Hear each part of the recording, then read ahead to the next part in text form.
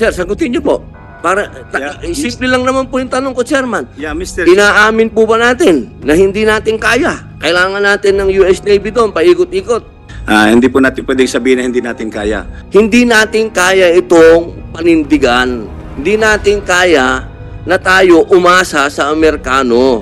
Kaya may Amerikano o sinong ibang bansa po, kaya po ng Philippine Navy, kaya ng Philippine Coast Guard. Kasi kung tayo lang po, kaya natin, sir. Kayang-kaya po natin. Nandun ako eh. Professor, pumapayag kayo na may Amerikano dyan. Pumapayag po ako dahil sila po ay ating treaty ally. Treaty ally Sa in totoo lang defense. po, ang China po, hindi po nagre-responde kung hindi po sila, kung sa tingin lang. Treaty ally po natin bansa. sila in defense. Hindi ba po? Yun po ang treaty natin. Depensa. Depends nga po. Nire-resupply. Kinaya nga po natin ng 6 na taon na walang kano eh. September 8, muling hinaras ng mga Chino ang panibagong resupply mission sa BRP Sierra Madre. Sangkot ang 4 na Chinese Coast Guard vessels at 4 na Chinese Maritime Militia watercraft. Sentro sa talumpati ko ang napakaliit na intel funds na binibigay sa Philippine Coast Guard. Mula 2009, 10 million pesos lamang ang natatanggap taon-taon ng ating Coast Guard. Hindi makatarungan na kung sino pa ang dumedepensa laban sa isang dambuhalang bansa, sila pa ang hindi nabibigyan ng sapat na intel funds. Nakita po ang presence ng US Navy, yung kanilang eroplano. Totoo po ba ito? Nandun po ba talaga ang US Navy? Palipad-lipad doon? Yes sir, we acknowledge sir yung presence ng Poseidon aircraft. Hindi pa po dapat na kayo ang dapat nagpapatrol doon? Bang inaamin na hindi nyo kayang pangalagaan ang ating dagat at kailangan natin ng US Navy? Sir, sagutin nyo po. Hindi po natin pwedeng sabihin na hindi natin kaya.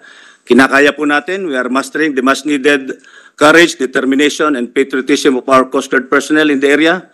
The reason why we are facing even the biggest among the ships of China Coast Guard, direct China natin. So kaya po nandito kami, ay nangihingi kami ng suporta sa kapulungan ito para matulungan ng Coast Guard to improve our capability. Ang sinasabi ko lamang po, at gusto ko lang malinawan ng lahat, inaamin ba natin na kailangan na natin ng Amerikano dyan? Yun lang naman po eh. Simple lang. Yun po ba? Andun na po ba tayo? One step na po ba tayo forward, mga kapatid? Mga kasama namin sa armed services. Yun po ba? Talaga po bang eto na tayo? Nandito na tayo. Kasama na natin sila. Nandyan na sila. Siguro gustong tukuyin ni Senator Robin na Yusek Madriaga kasi naging successful yung resupply mission natin sa BRP Sierra Madre just a few days ago dahil merong US aircraft na nag-orbit dun sa West Philippine Sea. Is that the main cause? Bakit naging successful yung resupply mission natin? Dahil meron presence ng aircraft ng Amerika? Kasi kung wala, ang siguro ang gustong tanongin ni Senator Robin, kung wala ba yung presence na US aircraft doon, hindi magiging successful yung resupply mission natin sa BRP Sierra Madre. Thank you, Mr. Chair. Hindi po. Ang naging successful po yung RORE natin is dahil sa katapangan at galing ng ating mga Coast Guard at Philippine Navy personnel na at saka yung mga civilian personnel na nandun sa Unay sa May na yung presensya po ng Amerikano doon is tulong lang po yun sa maritime domain awareness at parang may eye in the sky na nanonood ng buong pangyayari. Kaya may Amerikano o sinong ibang bansa po, kaya po ng Philippine Navy, kaya ng Philippine Coast Guard po yan. Hindi po tayo susuko dyan, kaya may Amerikano o wala. Hindi po tayo aamin na hindi natin po kaya. Kakayanin po natin kahit ano po yung gamit natin. Chairman, patutunayan ko po yun dahil hindi naman ako Coast Guard. Hindi din naman ako, civilian lang ako pero nakapagdala ako ng supply doon sa iyo. Opo, yun lamang po. Kailangan lang po natin linawin talaga kung bakit may Amerikano doon. Yun lang po ang gusto kong linawin talaga. Bakit handa na ba tayo doon sa usapin na naglagay na pumayag na tayo? Paano kung nagpalipad din ngayon ng dayuhan doon ng eroplano din nila? Ano po kayang reaksyon natin, Chairman? Ano po ang magiging reaksyon natin kapag sila naman ang nagpalipad na doon? Nagpaliparan na sila doon. Tayo na po naipit sa gitna. Yun lamang po, Chairman. Kasi kung tayo lang po, kaya natin, sir. Kayang-kaya po natin. Nandun ako eh. Nakita ko, sir eh. Kasama ko kayo. Nakapag-deliver ako ng supply doon. Mahal kong kababayan, matuto din po tayo sa mga nangyari nung mga nakaraan na tayo ay nagtiwala dito sa mga Amerikano nung World War II. Pero ano nangyari? Noong nagkagipitan na, umiskit na si MacArthur, naiwan tayo. I shall return na lang. Dagi-bagi ba tayo ng 3 taon? Hindi naman natin gera talaga hindi naman natin kalaban yung Hapon eh. Nasabit lang tayo doon. At least, Senator Robin, Opo. nag-return talaga. Nag-return. Nag-return, no? Oh, At least, nag-return po si MacArthur nung panalo na tayo. Inagaw na naman ng mga Amerikano yung glory na sinasabi nila sila tumalo sa Hapon. Pero ang katotohanan, historically, at yan po ay patutunayan ng mga historian, nagtatago na ang mga Hapon nun. Nananalo na ang mga gerilya. Nung dumating sila MacArthur. Kaya ang gusto ko lamang pong idiin, okay, kaibigan natin ng nandyan sila, maraming salamat, pero wag naman po tayo ibala. Baka tayo ibala lang ng mga yan eh. Wala naman problema sa akin eh. Tanda ko na rin naman, masarap din maging bayani, di ba sir? Pero wag naman yung magpapakabayani tayo para sa glory ng iba. Kung magpapakabayani tayo dahil sa Pilipinas, gulo natin. Siguro naman walang kukontra sa akin dito, ni ROTC wala tayo. Siguro naman sa usapin na yon nagkakasundo tayong lahat. Paano natin sasabihin na handa tayo, yung mga kabataan natin busy sa TikTok. Kaya sana magkasundo ka. Kung talagang tayo ipalaban lahat, tutuhanin natin. So yung pong issue ng civilian nature ng Coast Guard, hindi po yun ang problema natin. Ang hirap po kasi sa atin ngayon, yung pong ating operations doon, both civilian and military bale, ay ino-oppose po at nag-interfere po ang China Coast Guard which is a military service. No? And therefore po yung mga activities ng China, dapat po i-consider natin yan na military activities din. Yung pong US Navy reconnaissance aircraft, no, umiikot lang po dun sa lugar, tama nga po, nagbibigay lang po ng maritime domain awareness, kaya hindi po siya directly involved dun sa nangyayari, dun sa dagat. At hindi siya pwede maging involved kasi nasa area lang siya. Nanonood lang po siya. Yung area po na yon ay parte po ng ating exclusive economic zone and continental shelf. Yung pong Ayungin Shoal, there ay hindi po yan land territory, wala pong territorial sea dyan, wala pong territorial airspace.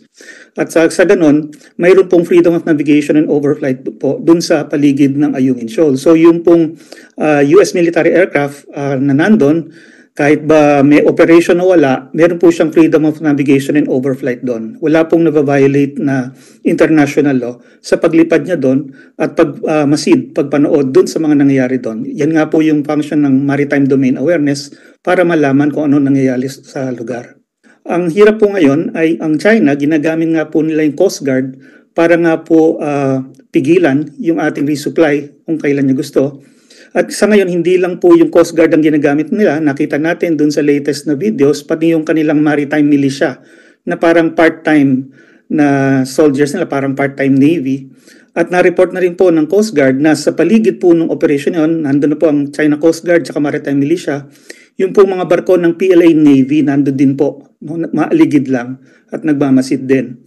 So hindi po ito simpleng sitwasyon na civilian, nakaharap sa civilian. No? Medyo mas komplikado po yung situation.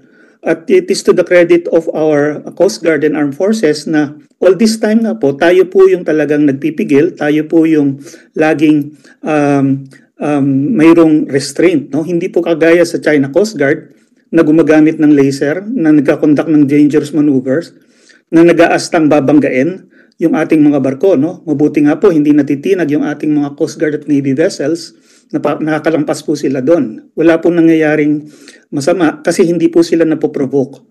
Yung kabila po talaga ang nagpoprovoke. Base po sa lahat ng mga datos na nakikita natin, information, lalo na sa mga video.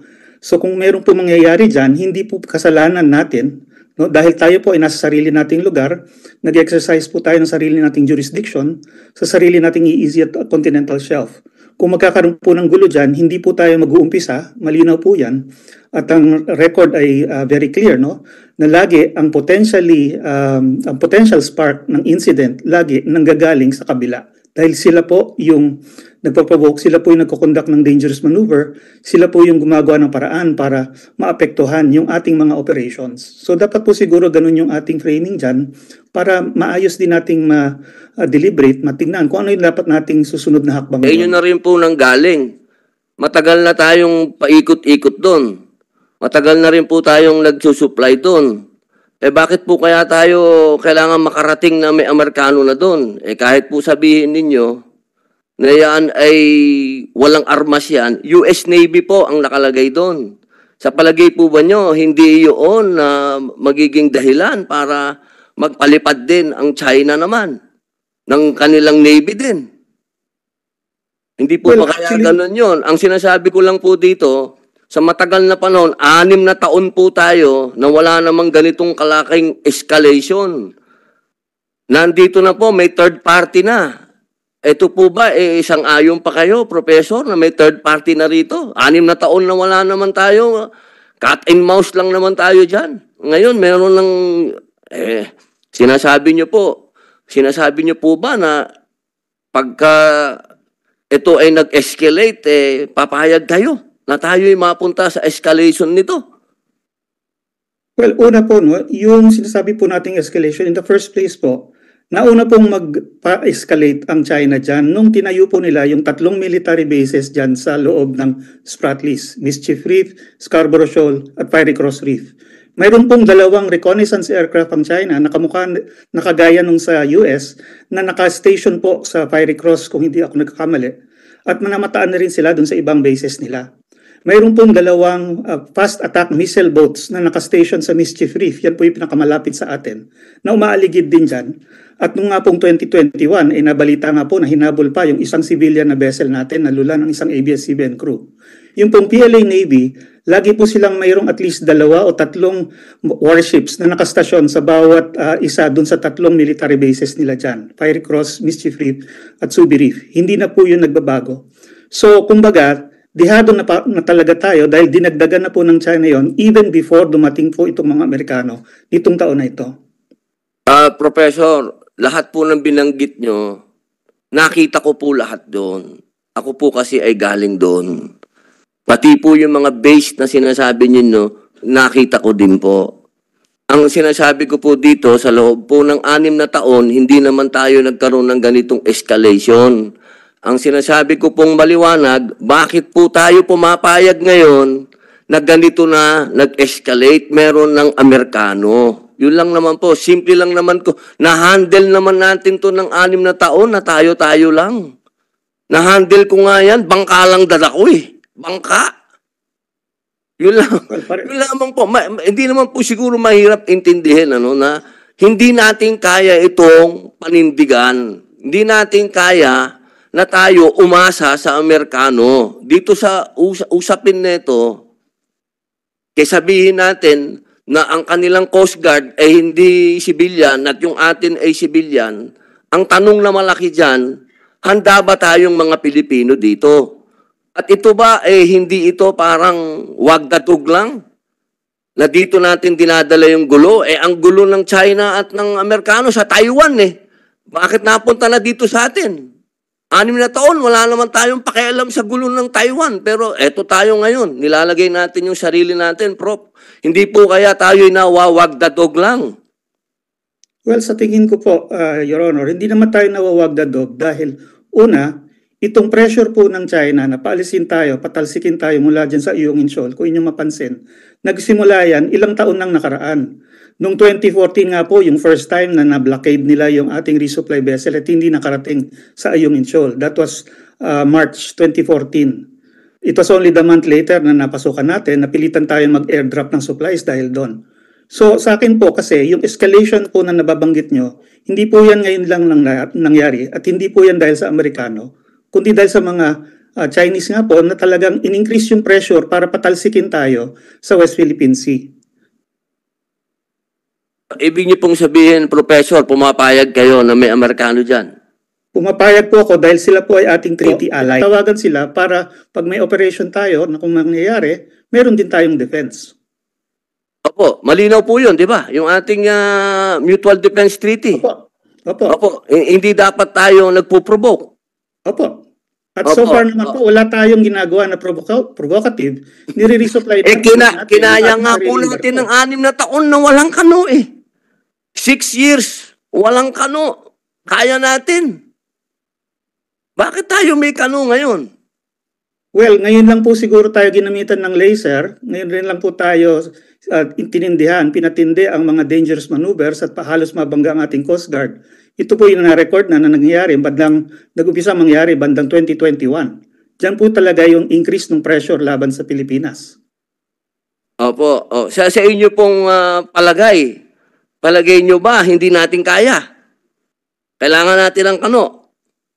Sa tingin ko po talaga, kailangan natin ng tulong dahil sa dami. I mean, titingnan nyo lang po kung gaano karami at gaano kalalaki ang forces na nilalagay nila dyan sa West Philippine Sea.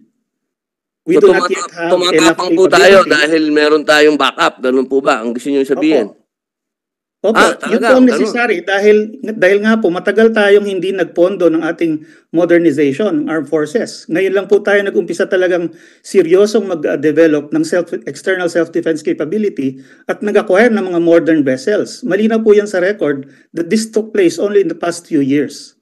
Na naniniwala po kayo. Kaya po in the meantime, nag-i-increase ng pressure ng China, siguro nga para mapatalsik na tayo bago tayo makapag-develop ng capability na kailangan natin.